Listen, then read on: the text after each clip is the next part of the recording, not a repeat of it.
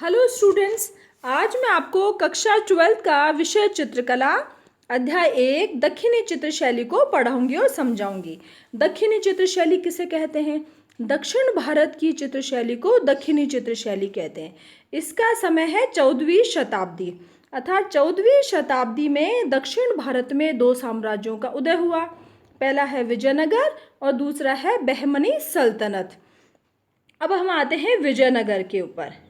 तो विजयनगर है, उसकी स्थापना दो भाइयों ने की, जिसका नाम है हरिहर एवं बुक्का। जैसा कि नाम से ही समझ में आ रहा है कि जो विजयनगर है ये एक हिंदू साम्राज्य था और उसकी जो स्थापना की वो दो भाइयों ने की। बोर्ड परीक्षा को मद्देनजर रखते हुए एक महत्वपूर्ण प्रश्न बनता है कि विजयनगर की स्थापना किसने की? तो इसका जवाब होगा या इसका उत्तर होगा हरिहर एवं बुक्का। अब विजयनगर जो था उसमें कला का अत्यधिक विकास हुआ और यहाँ की कला की विशेषताएं, तो विजयनगर की कला थी उसमें अजंता की उच्चता और अपभ्रंश के लक्षण देखने को मिलते हैं। अजंता की उच्चता अर्थात अजंता के गुण और अपभ्रंश के लक्षण अर्थात अपभ्रंश की जो कमियां थी, दोनों ही तरह के गुण विजयनगर की चित्र शैली में देखने को मिलते हैं। अब हम आते हैं यहाँ के उदाहरण पे कि विजयनगर की जो चित्रशैली उसके उदाहरण कहाँ से मिलते हैं। ये लेपाक्षी नामक एक दक्षिण भारत में एक स्थान है, वहाँ पर वीरभद्र मंदिर की दीवारों पर विजयनगर चित्रशैली के उदाहरण हमें देखने को मिलते हैं। वहाँ पर चित्र बनाए हुए थे लेपाक्षी के वीरभद्र मंदिर में। अब हम आगे बढ़ते हैं बहमनी सल्तनत के ऊपर। अब ये जो बहमनी सल्तनत है ये एक मुस्लिम साम्राज्य था और इसकी स्थापना की अलाउद्दीन बहमन शाह बहमनी ने की।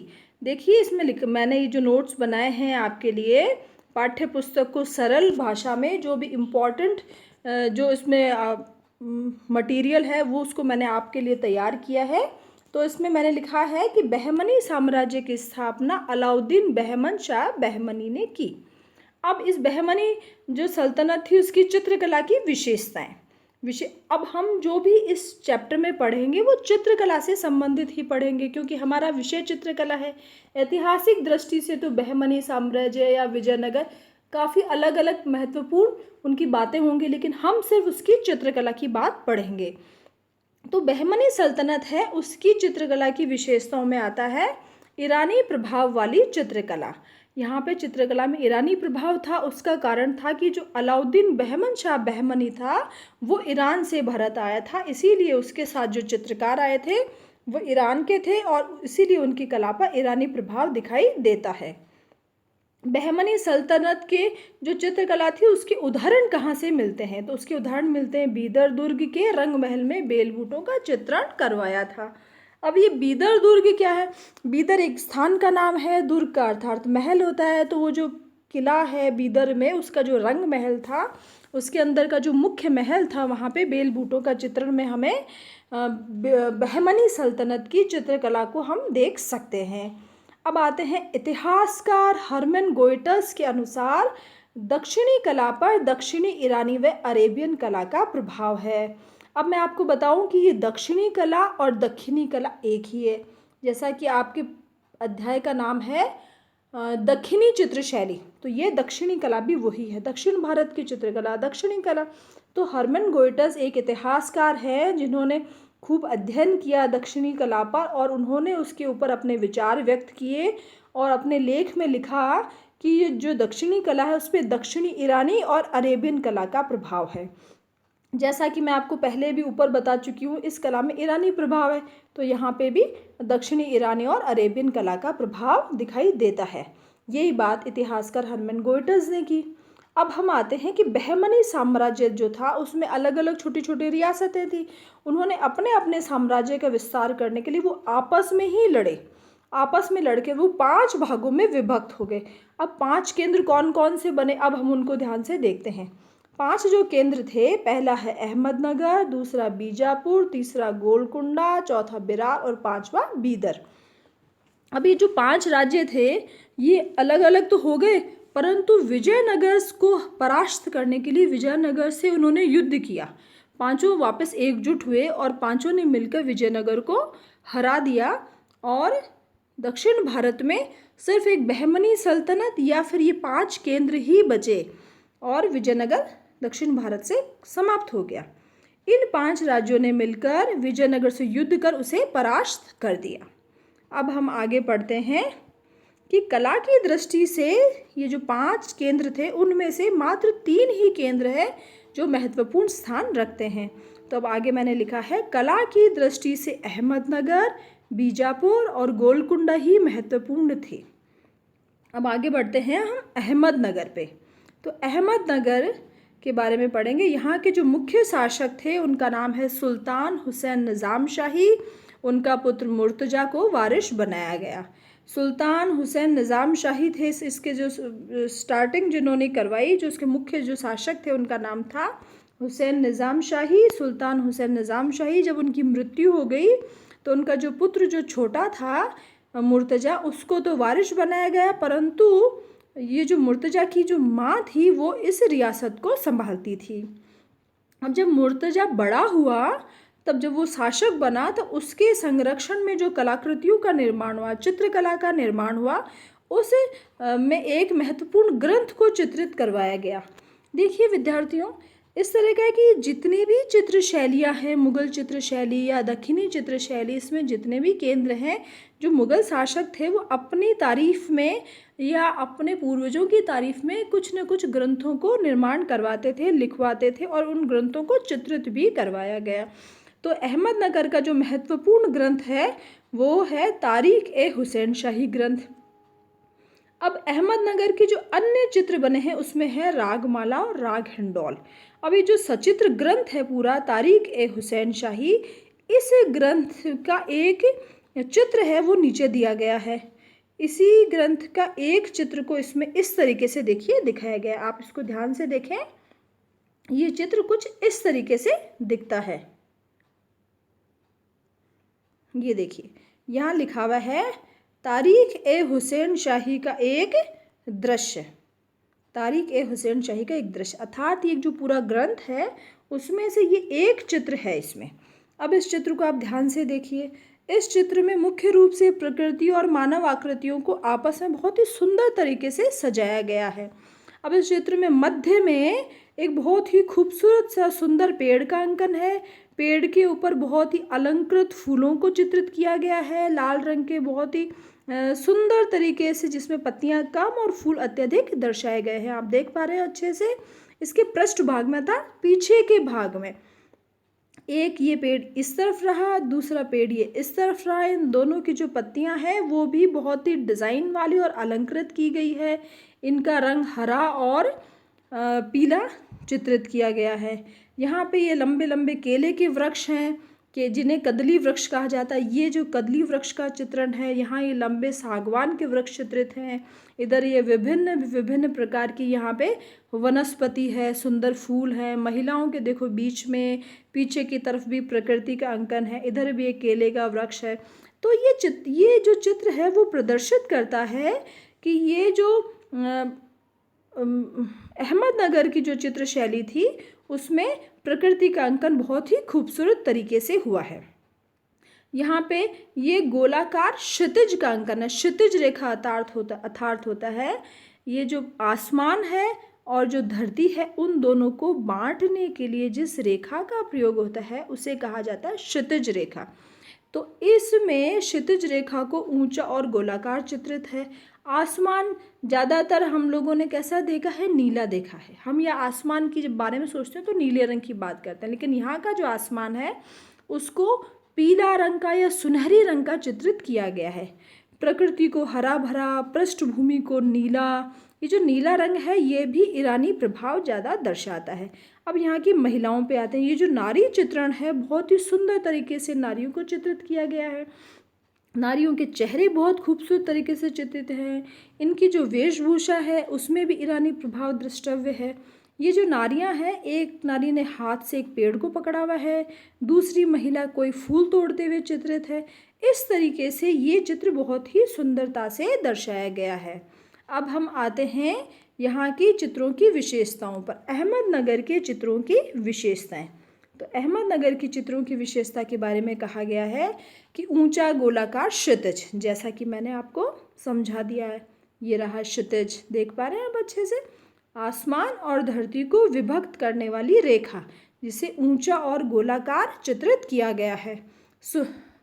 चमकदार रंगों का प्रयोग है, सारे जो रंग हैं कहीं पे भी उनमें धूमिलता नहीं दिखाई गई है, बहुत ही चमकदार और ब्राइट कलर्स को उसमें यूज़ किया गया है। सुनहरी आसमान, देख पा रहे हैं आसमान को सुनहरी गोल्डन कलर से, येलो कलर से चित्रित किया गया है। अलंकृत प्रकृति का अंकन, जो इसमें जो मुख्य रूप से प्रकृति का ही चित्रण है, प्रकृति और नारियों को बहुत ही सुंदर तालमेल के साथ चित्रित किया गया है, जो कि बहुत ही खूबसूरती से चित्रित है। अब हमने ये अहमदनगर जो केंद्र है उसको बहुत ही ध्यान से पढ़ लिया और समझ लिया। महत्वपूर्ण जो भी इसके में प्रश्न बन सकते थे या जो नोट्स बन सकते हैं, इम्पॉर्टेंट बात है वो मैंने आपको इसमें सार रूप में अहमदनगर को समझा दिया है। अब हम आगे बढ़ते हैं अन्य जो दक्षिणी शैली का केंद्र है बीजापुर पे। अब ये आ गया बीजापुर। अब जो बीजापुर है इसको हम ध्यान से पढ़ेंगे।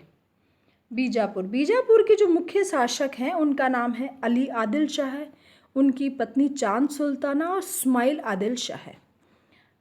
ये जो पत्नी जो उनकी चांद सुल्ताना थी वो खुद भी कलाकर्मी थी, बहुत सुंदर चित्र बनाती थी, और इन तीनों ने ही कला के संरक्षण में अपना या कला के विकास में महत्वपूर्ण योगदान दिया। तो बीजापुर के मुख्य शासकों में ये तीन लोग आते हैं, अली आदिल शाह है, उनकी पत्नी चांद सुल्ताना और इस्माइल आदिल शाह है। जैसा कि मैंने बताया था कि यहाँ पे किसी न किसी ग्रंथ का यहाँ पे चित्रण हुआ है। इसी तरीके से बीजापुर में जिस ग्रंथ का चित्रण हुआ है उसका नाम है नुजूम अल उलूम। देखिए इसमें मैंने लिखा है, उदाहरणों में आता है खगोल विद्या पर आधारित सचित्र ग्रंथ नुजूम अल उलूम। ये प्रश्न बनेगा कि बीजापुर चित्र शैली में खगोल विद्या पर आधारित जिस ग्रंथ का चित्रण हुआ है उस ग्रंथ का नाम बताइए। तो वो होता है नुजूम अल उलूम। अब ये खगोल विद्या क्या है विद्यार्थियों? खगोल विद्या वह विज्ञान होता है या वह विद्या होती है, वह स्टडी होती है जो आसमान का अध्ययन है, जिसमें आसमान में तारे, सूर्य, अलग अलग तरह के ग्रह, पृथ्वी, उन सभी का जो अध्ययन किया जाता है या उसका जो विज्ञान होता है उसे खगोल विद्या कहा जाता है। तो इस खगोल विद्या पर आधारित बीजापुर चित्र शैली में एक सचित्र ग्रंथ का निर्माण हुआ था जिसका नाम है नुजूम अल उलूम। ये बहुत ही महत्वपूर्ण प्रश्न बनता है। अब आगे हम आते हैं कि बीजापुर चित्र शैली में अन्य जो चित्र बने उनके नाम। अन्य चित्र शैलियों में है सघन वन में स्त्री। सघन वन अर्थात एक बहुत ही घना सा जंगल जिसमें एक स्त्री खड़ी है। दूसरा चित्र है हाथियों की लड़ाई, और जो सबसे महत्वपूर्ण चित्र है जिस चित्र को नीचे भी चित्रित किया गया है उस चित्र का नाम है चांद बीबी पोलो खेलते हुए। चांद बीबी के बारे में हमने पहले भी पढ़ा है, ऊपर देखा समझाया था मैंने आपको कि चांद बीबी जो खुद थी वो खुद भी चित्रकला में बहुत रुचि रखती थी, खुद बहुत अच्छी चित्रकर्मी थी। तो हम अब इस चित्र को ध्यान से देखते हैं। इस चित्र को ध्यान से देखने पे ये चित्र कुछ इस तरह का दिखता है। इस चित्र पे अब जब हम दृष्टिपात करेंगे तो अब इसमें हम देखेंगे कि यहाँ पे 4 महिलाओं को घोड़ों के ऊपर बैठ के पोलो खेलते हुए चित्रित किया गया है। इसमें एक चांद बीबी है और 3 उसकी दूसरी साथने हैं या उनकी सेविकाएं हैं या उनकी सहेलियां हैं जो 4 मिलके पोलो खेल रही हैं। अब इसमें एक ये जो महिला है इसे रेफरी के रूप में चित्रित किया गया है, जो ये दर्शाती है कि ये जो पोलो की बॉल है वो किसके पाले में गई या फिर उसको में इसमें टीम में विजेता कौन है। इस तरीके से रेफरी का चित्रण किया गया है। ये जो महिलाएं हैं इनकी आप वेशभूषा देख पा रहे हैं। इनकी वेशभूषा को जब देखेंगे तो इनके सर के ऊपर जो टोपी पहनी गई है उस टोपी को मुग़ल शैली में या दक्षिणी शैली में अर्थात ईरानी प्रभाव वाली वेशभूषा में ये महिलाएं चित्रित हैं। घोड़ों के चित्रण में गति को बहुत ही स्वाभाविकता से दर्शाया गया है, आगे का पैर ऊपर किए हुए, और घोड़ों को भी गतिपूर्ण मुद्रा में चित्रित किया गया है। अब हम बढ़ते हैं इसके मैदान के ऊपर। ये जो मैदान है, जिस तरीके से पोलो का ग्राउंड होता है, मैदान होता है, उसको बहुत ही हरा भरा और साधारण चित्रित किया गया है। इसमें किसी प्रकार की वनस्पति नहीं है। तो ग्राउंड में वनस्पति होती ही नहीं है, मैदान ही होता है, इसलिए उसको बहुत ही स्वाभाविक साथ से चित्रित किया गया है। पृष्ठभूमि में हम देखते हैं कि ये गांव का दृश्य चित्रित है, जिसमें कई तरह के भवन चित्रित किए गए हैं और यहाँ पे दरारदार चट्टानों का अंकन है और घरों के और भवनों के पीछे जो चट्टानें, उनके भी पीछे कई तरह की वनस्पति का चित्रण है। इस तरीके से गांव का ये दृश्य ये यहाँ पे चित्रित किया गया है। ये आसमान का चित्रण है। आसमान में सूर्योदय के समय का ये चित्रण हमें दिखाई देता है, क्योंकि रंगों की चमक के हिसाब से ये चित्र सूर्योदय का हमें दिखाई देता है। अब हम इस चित्र के अग्रभाग में आते हैं, अर्थात आगे के भाग में। अब जब आगे के भाग को ध्यान से देखेंगे तो यहाँ पे एक छोटे से तालाब का चित्रण है, जो ऐसे टेढ़ी टेढ़ी रेखाओं से चित्रित है। अब इस तालाब को हम और गौर से देखेंगे तो अब इसमें ये इस तरीके से कमल के फूलों को, तीन तीन कमल के फूलों को झुंड में यहाँ पे गुच्छे में चित्रित किया गया है। ये देखिए, ये यहाँ पे इनके कोने में ये सारस नामक पक्षी होता है, जिसे बगुला भी कहते हैं, सफ़ेद बगुला। बड़ी ही सुंदरता से अलग अलग मुद्राओं में, अलग अलग भावों में इस चित्र में पक्षी का भी अंकन है। इस तरीके से हम कह सकते हैं कि इसमें ईरानी प्रभाव है। ईरानी प्रभाव में एक ही छोटे चित्र में भी इतनी सारी आकृतियों को एक साथ चित्रित करना, ये ईरानी शैली की ही विशेषता है।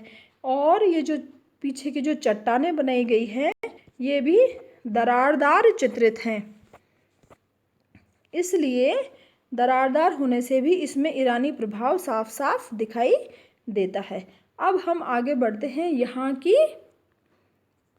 विशेषताओं के ऊपर। बीजापुर चित्र शैली की विशेषताओं में आता है, चेहरे चमकदार बनाए गए हैं, पृष्ठभूमि साधारण परंतु हरी भरी अंकित है, जैसा कि हम पीछे देख पा रहे हैं। अब हम आगे आते हैं आगे वाले टॉपिक पे, गोलकुंडा पे। गोलकुंडा भी दक्षिणी शैली का महत्वपूर्ण केंद्र है। गोलकुंडा के जो शासक थे, उनका नाम था इब्राहिम कुतुब शाह है। ये इब्राहिम जो कुतुब शाह थे, ये कला में बहुत ज़्यादा रुचि रखते थे, इसीलिए उन्होंने कला के विकास के लिए प्रचुर मात्रा में धन व्यय किया, पैसे खूब खर्च किए इन्होंने कला के विकास के लिए। गोलकुंडा वो हीरों के लिए भी प्रसिद्ध है। हीरे अर्थात बहुत ही मूल्यवान जो रत्न होता है, जो आभूषणों में यूज़ होता है, जिसे हीरा या डायमंड कहा जाता है, तो गोलकुंडा हीरों के लिए भी प्रसिद्ध था।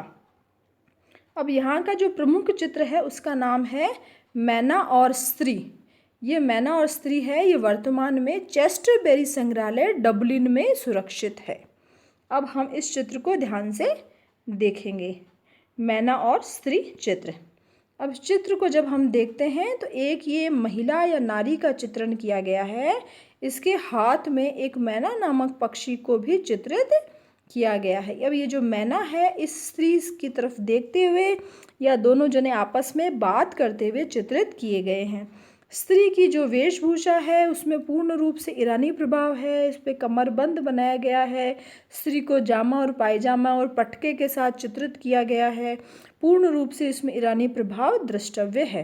स्त्री को बहुत ही सुंदरता से आभूषणों के साथ उसमें सुनहरे और रजत रंगों का प्रयोग अत्यधिक किया गया है। अब हम देखते हैं प्रकृति का चित्रण।